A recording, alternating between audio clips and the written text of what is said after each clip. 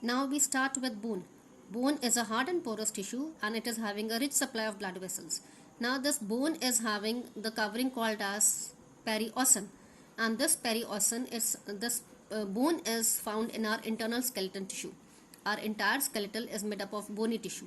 Now we say that this bone cells, as we can see in this diagram, this is a Haversian canal.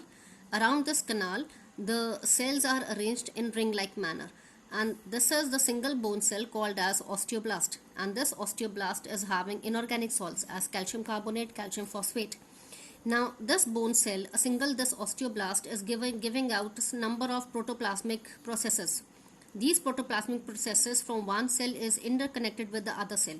And these cells are present in ring-like manner. So, this concentric lamellae are the rings which are present one above another and forming the layers.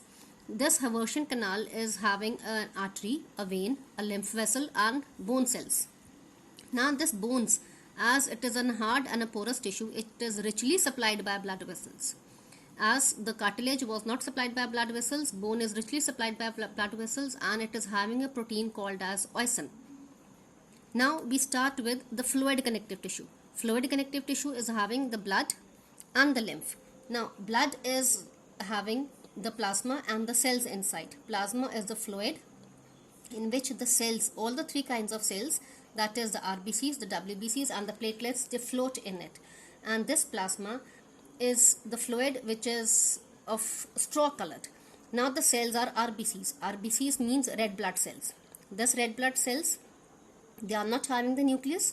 They are having a spongy tissue in them, that is the stroma, and this stroma is having the respiratory pigment hemoglobin in it. They are not having nucleus, they are enucleated cells of a body. When they become mature, they lose their nucleus, so they are called as enucleated cells. Then we come to WBCs. WBCs are white blood cells. WBCs are able to give us immunity, so they fight against the diseases and give us immunity. RBCs are carrying oxygen and carbon dioxide from the lungs to the tissues, from the carbon dioxide from the tissues back to lungs. WBCs are having different kinds of nucleus inside and they are responsible for immune system. They form the immune system of a body, as they are giving us immunity. They form antibodies and they fight against the germ cells present. Third are the fragments of cells, a giant cell of bone marrow. From the giant cell of bone marrow, the platelets are formed. The fragments of the megakaryocyte is forming the platelets. Now these platelets are responsible for clotting mechanism.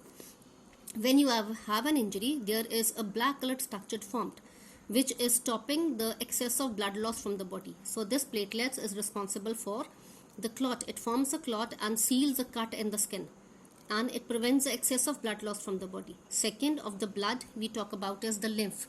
Lymph is the fluid connective tissue which is surrounding our blood cells, and this is responsible for the formation of the cells. The fluid which is oozing out of our blood vessels is forming the lymph. It is just having WBCs, it is not having RBCs and platelets. Clear? Now the blood and the lymph are responsible for transportation of things, and second very important is the immune system, as it is giving us immunity.